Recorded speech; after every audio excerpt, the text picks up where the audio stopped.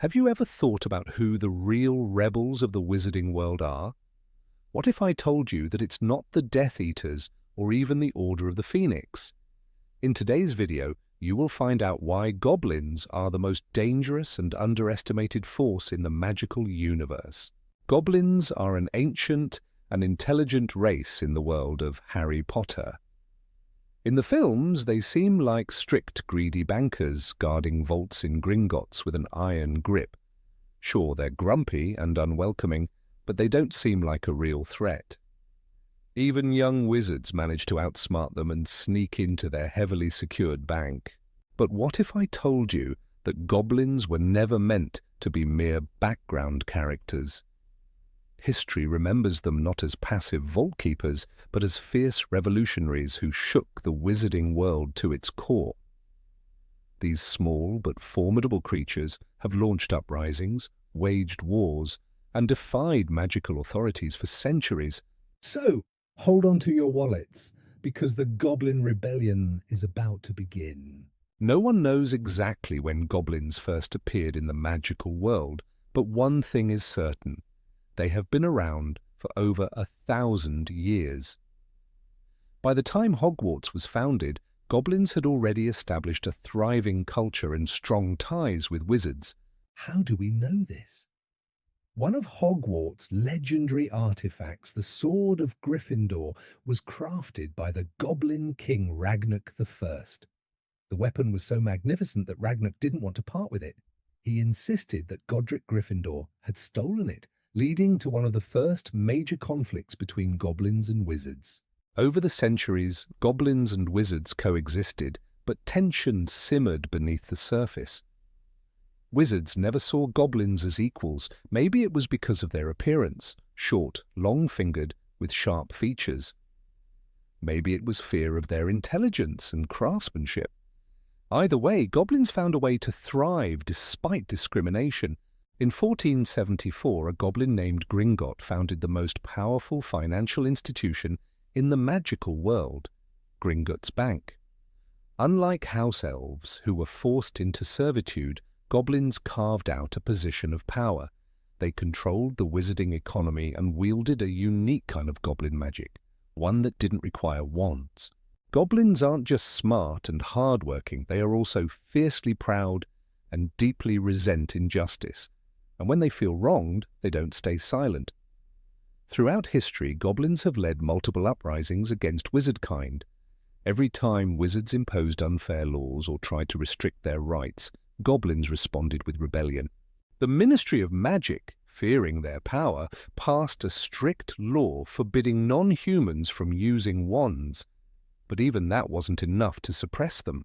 One of the earliest revolts was led by none other than Ragnak I. Still enraged over losing Gryffindor's sword, he launched an armed rebellion against the wizarding world. It took the combined force of wizard armies to put it down. But that was just the beginning. Over the centuries, goblins staged at least 7 major revolts.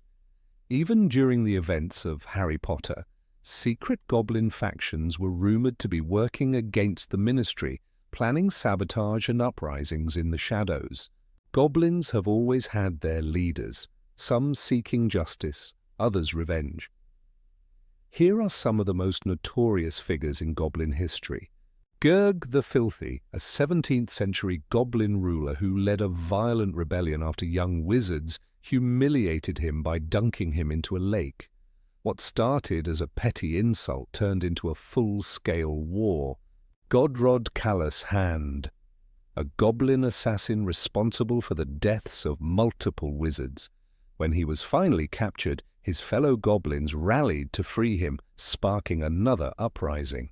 Narlak, a goblin gangster in 1920s America, running an underground bar, a key figure in Fantastic Beasts. He proves that goblins never lost their edge. Bodrig the Crooked, the leader of the Goblin Brotherhood, an organization demanding the right to use wands. His protests escalated into riots, shaking the magical government. So next time you see goblins hunched over their desks at Gringotts, remember, They are not just quiet bankers.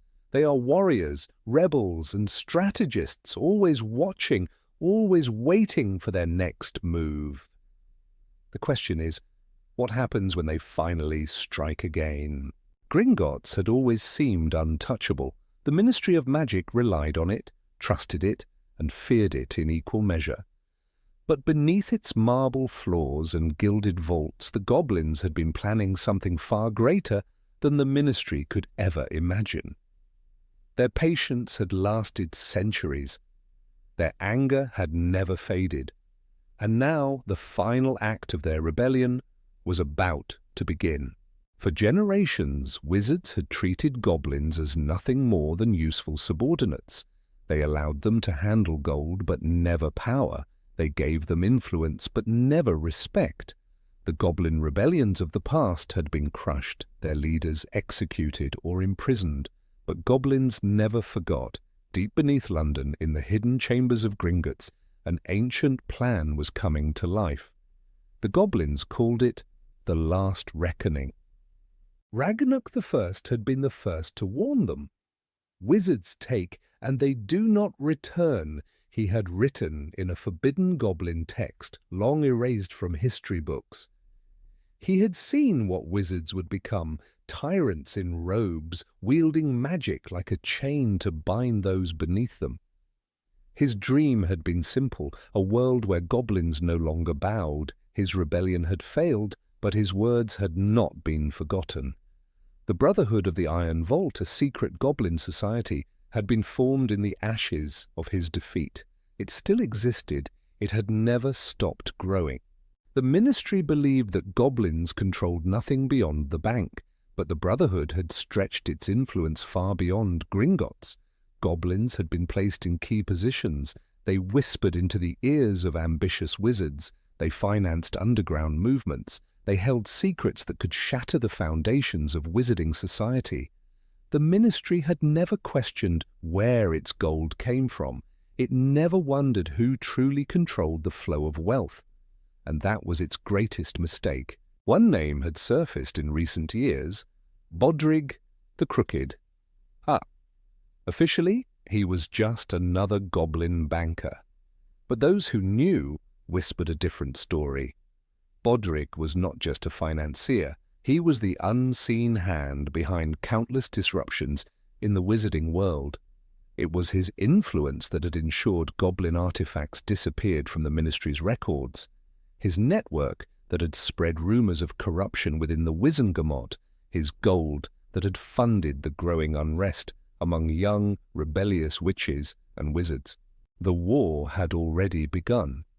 The Ministry just hadn't realized it yet.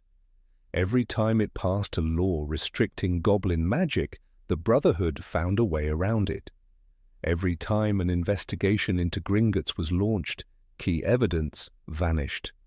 Every time a wizard tried to push for reforms, they found their career mysteriously ruined. The Ministry believed it was in control. But like a vault whose key had long been stolen, its power was already compromised. Deep in the forbidden vaults of Gringotts, an object lay waiting, a blade forged by goblin hands, older than Hogwarts itself. It was not the sword of Gryffindor. This weapon had never been touched by wizard hands. It had a name that only goblins dared whisper: the Debt Collector. Enchanted with ancient goblin magic, it held a power that no wand could counter. Whoever wielded it would hold the right to claim back all that had ever been stolen. And Bodrig had already chosen who would carry it. Some wizards had started to suspect the truth. A young unspeakable named Edgar Wainwright had spent years studying the lost rebellions.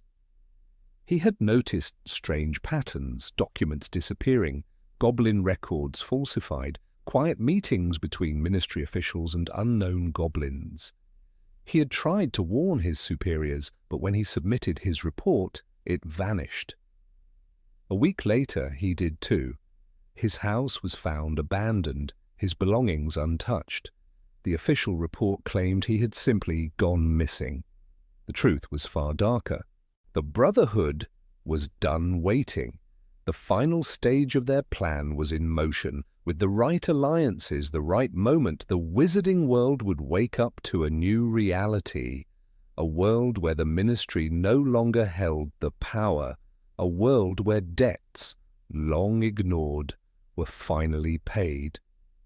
And when the time came, the wizards would realize too late that they had never been in control at all.